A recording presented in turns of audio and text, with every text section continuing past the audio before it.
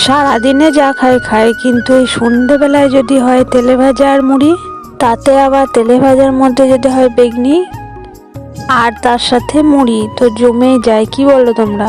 অনেকজন আবার চায়ের সাথেও খায়, কিন্তু আমার আবার বাবা মুড়ি ছাড়া হয় না।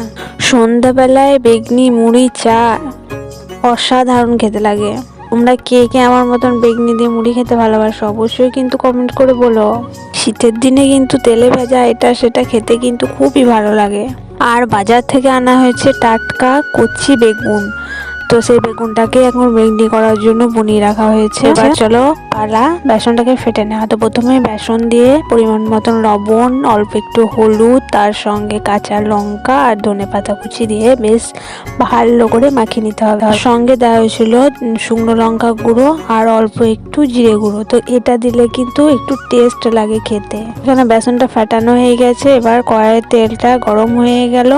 তো তারপর দেখো একে একে একটা করে কড়াইয়ের তেলের মধ্যে বেগনি ছাড়া হচ্ছে আর ভাজা হচ্ছে, আর কত সুন্দর লাগছে দেখতে বলো। আর যাই বলবে বলো, আমার কিন্তু পেঁয়াজির থেকে কপি ভাজি আর এই বেগনিটা খেতে কিন্তু খুবই ভালো লাগে।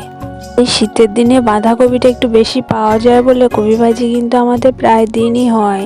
তো কপি ভাজিটা বেশ কয়েকদিন ধরে খাওয়া হলো, তাই আজকে মন হলো যে একটু বেগনি করে খাই।